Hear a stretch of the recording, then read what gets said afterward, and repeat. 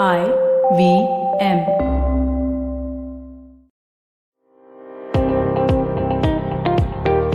Welcome to All Things Policy, a daily podcast by the Takshashila Institution. We are a bunch of policy nerds based in Bengaluru, and we like bringing fresh perspectives to Indian affairs and Indian perspectives to global affairs. So grab a cup of coffee, sit back, and join us for today's chat. Hello and welcome to today's episode of All Things Policy. In today's episode, we will be talking about the Wuhan lab leak investigation and its geopolitical consequences. So, the lab leak investigation is regarding the origins of COVID-19, as you guys may have already read about. So, to give you a little background before we start, in May, the US President Joe Biden announced that he had ordered a US intelligence investigation into the origins of COVID-19 and asked for a report back in the span of 90 days. He revealed that the US intelligence community was split between two likely scenarios that could have played out. So, human contact with animals is one, and a lab accident is the other. And he also revealed that the intelligence community could not assess whether one was more likely than the other. So ever since, countries are collectively calling for more action into the latter theory, which is the lab leak theory. And China has also denied this completely and insists that it did not come from a lab. However, we still have to acknowledge that it definitely did come from China. So this is an ongoing investigation and obviously a very sensitive one. So on that note, I have with me Lieutenant General Prakash Menon to discuss his recent article on this issue in the print. So welcome, General Menon. Thank you. So, General Menon, as we already know, such an investigation is obviously so sensitive in nature because it is regarding the origins of this virus that has claimed so many lives all around the world.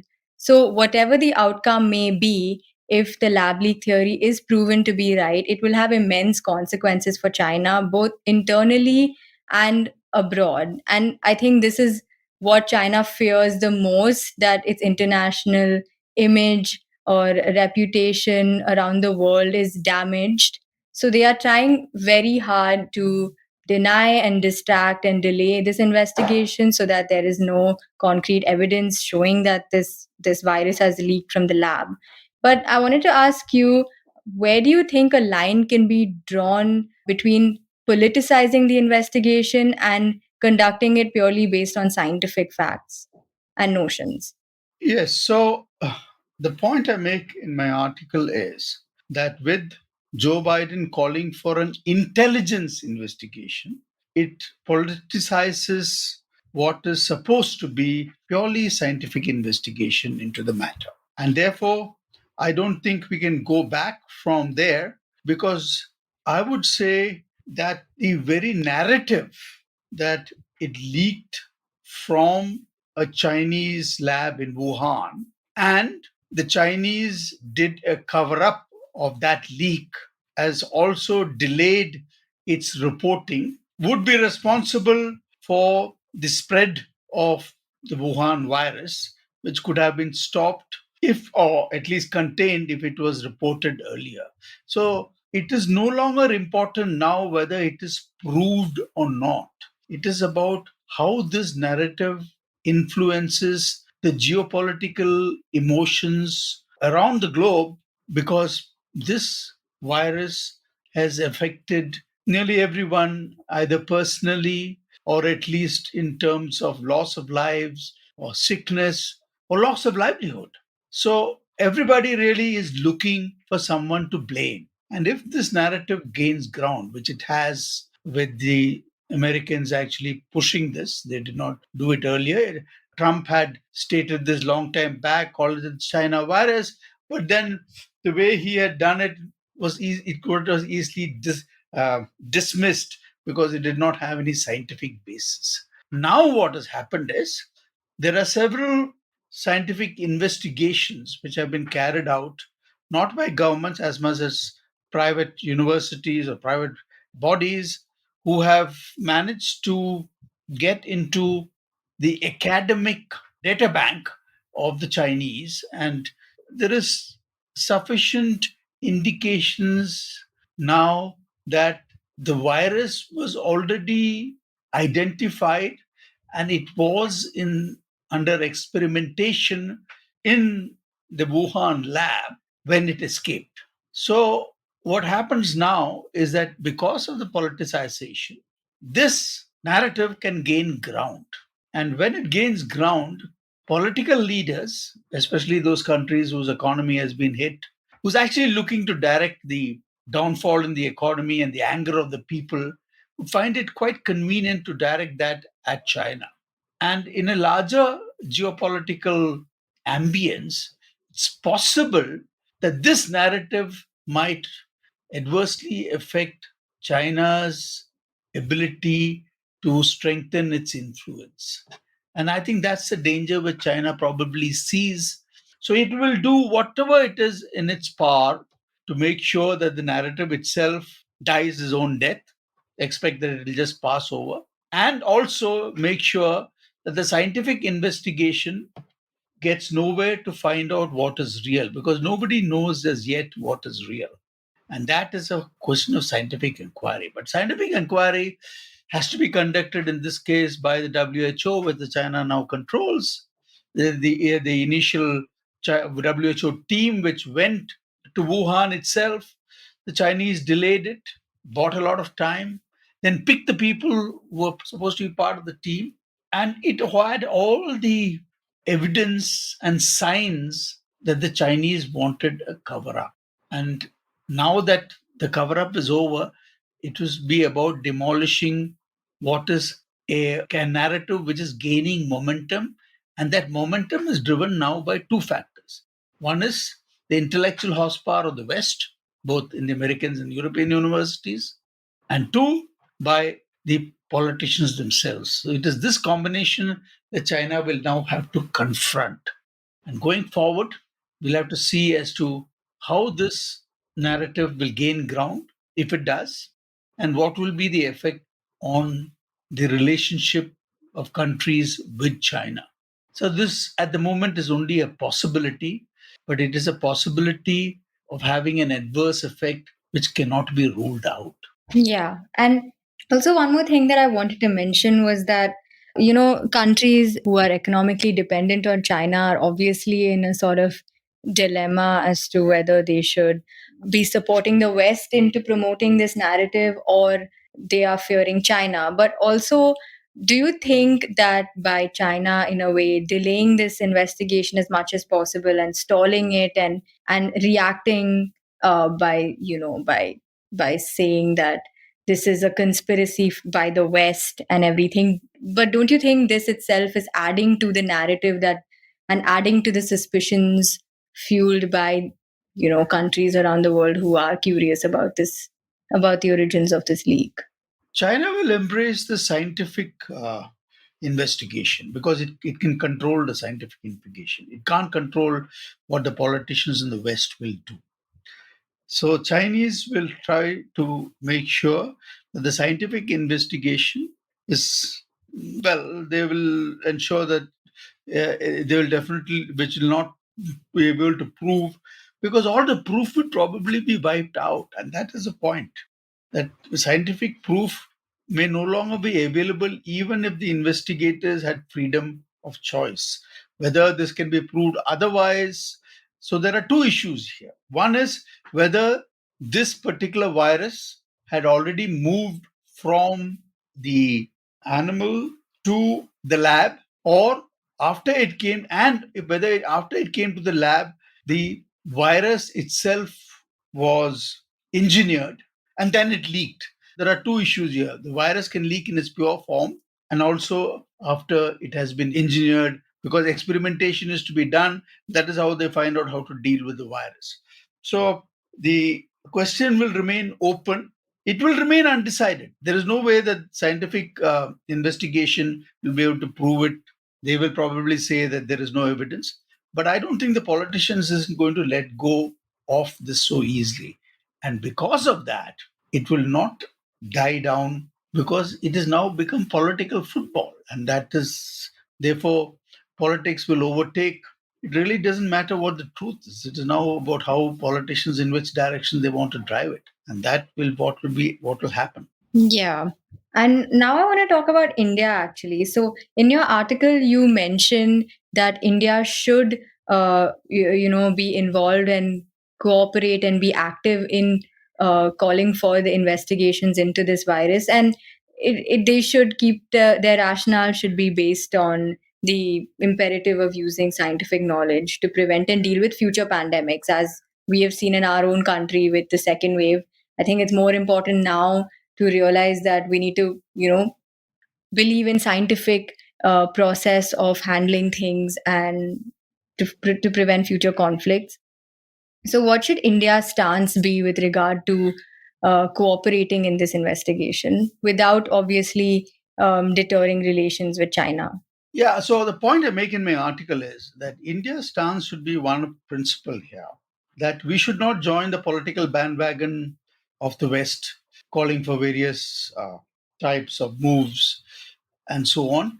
We should stick to the principles that we support all moves towards a scientific investigation, and we must allow and or the our considerable scientific capital which we have a lot of scientists who are good virologists and so on, put them to investigate scientifically. So we should follow a principle that we will not get into the politics of it, but insist upon a scientific investigation, because that investigation is required to help us prevent further pandemics. And that is the important part. So that's a principle which I think should follow and what I've advocated in my article. Yeah. You say that India's economic dependency on China should not influence their posture on the issue. But what do you think about countries that are much smaller and weaker and, face this crisis of sort of being in China's shadow, but also trying to cooperate with the West because, there are a lot of countries that are indebted by China. So how do you see this conflict of interest really playing out in the realm of geopolitics in the future? Yeah, so this is actually a very fine line which we'll have to walk. And because the West will try to draw us into what they would want us to be part of. And we should be very careful about that we do not follow that path. So, but that does not mean that scientific investigation, which is being driven by the West, we should not be a part of.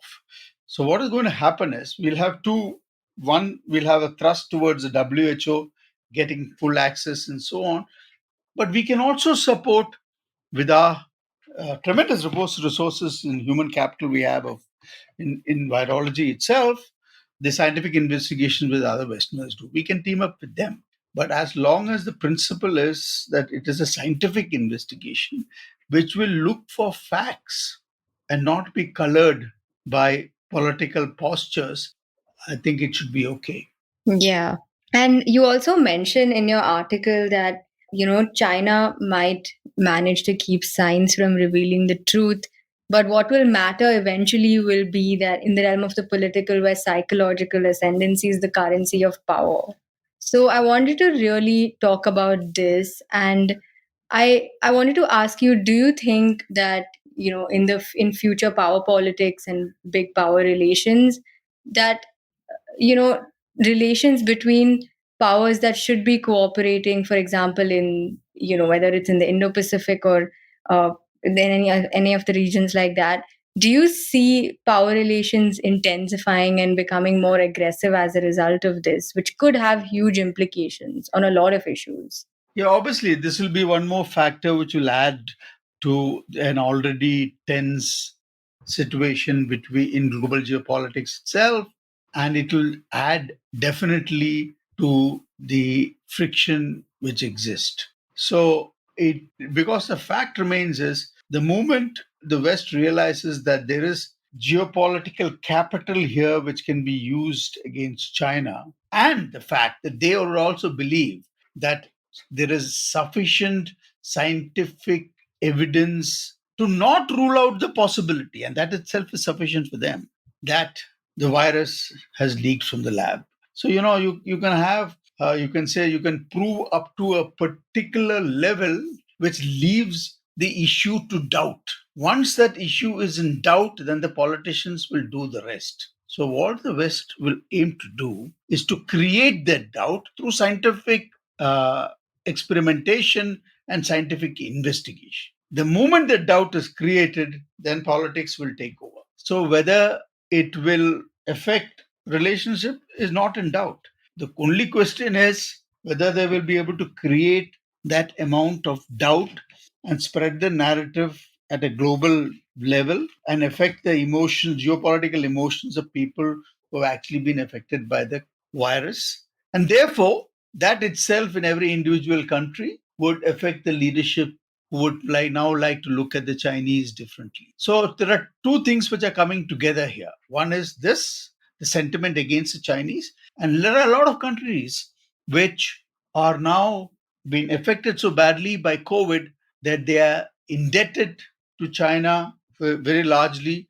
They can't repay the loans. So there is a combination here of hating the person you owe money to because of other things, and you owe money to it. Now, this therefore will play into the domestic politics of this country is concerned. And when it does, then the leaders of those countries will find it easy actually to direct the ire of the population and take steps to work against China. And that is the possibility. Yeah, I think for China, the most important thing for them is to not lose face in front of the West and the international countries because of their obvious influence in those regions and their investments in those regions.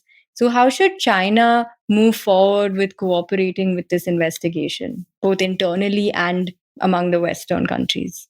Well, I don't know how they should move forward, but their objective would be to make sure that the West does not create sufficient doubt about the lab leak case. So that becomes a dominant narrative which spread across the world. Therefore, China will do everything within its power to actually make sure that that narrative is killed. And China will use its enormous capability in the information domain to make sure that doesn't happen. So the battle is joined. We'll have to see where it goes. Yeah, that's true. So I think it's a very puzzling investigation, which could have huge implications if a certain narrative is being sustained among in the world. So I think that we have to just see what happens, and hopefully, there is a theory that has been reached in the end. So thank you, General Menon, for joining us and talking to us about your article on this issue. And yeah. Thank you, Ameera. If you liked our show, don't forget to check out other interesting podcasts on the IVM network. You can tune into them on the IVM Podcast app, ivmpodcast.com, or wherever you listen to your podcasts. You can also follow IVM on social media. The handle is @IVM Podcasts on Twitter, Facebook, and Instagram. And hey, if you'd like to dive into Takshashila's research on technology, strategy, and economic affairs, check us out at our Twitter handle @TakshashilaINST or our website takshashila.org.in. I hope you enjoyed that show. If you aren't following us on social media, please do. We're IVM Podcasts on Twitter, Facebook, and Instagram. I'd like to thank the sponsors on the network this week, Cred and Thea. Thank you so much for making this possible. We've had an amazing week on the network. Do check out The Note with Mahrukh Inayat. She speaks to Prabhat Kumar, the man leading child protection at one of India's leading NGOs, Save the Children. On The Habit Coach, Ashton was joined by Rajat Mittal Shah to talk about some superfoods in Ayurveda like turmeric and ashwagandha. On Paisa Vaisa, host Anupam Gupta has a digital gold special in 2 parts, one with Ashraf Rizvi, founder and CEO of Digital Swiss Gold, and Gilded, and one with Deepak Abbott, co-founder of India Gold. Listen to the first part of the Father's Day special of Agla Station Adulthood with Natasha and her father, Dr. Vipul Roy Rathod. You should also check out Cyrus Says' episode with Mukul Chadda. He talks about upcoming shows Sunflower and Sherni. Our Kannada podcast, Thale Artist, celebrates 100 episodes, and we had a reunion of hosts Pawan, Ganesh, and Surya who shared their favorite moments from the past. Shiva Mehta is back with the second season of Smile India. The show is available in both English and Hindi. On this episode, she talks about the conversion from bag teas to bagless ones and how we should ditch the plastic and have a great tea experience. And with that, I hope to see you again next week. Hi, I'm Zarina Poonawalla, host of the Empowering Series podcast on the IVM network. I happen to be a peak performance coach and leadership coach by profession, and I'm here to share with you productivity tools, life-altering techniques, and real-life hacks to help you achieve your maximum potential in everything you do, your relationships, professions, careers. So tune in every Monday to unleash your inner power.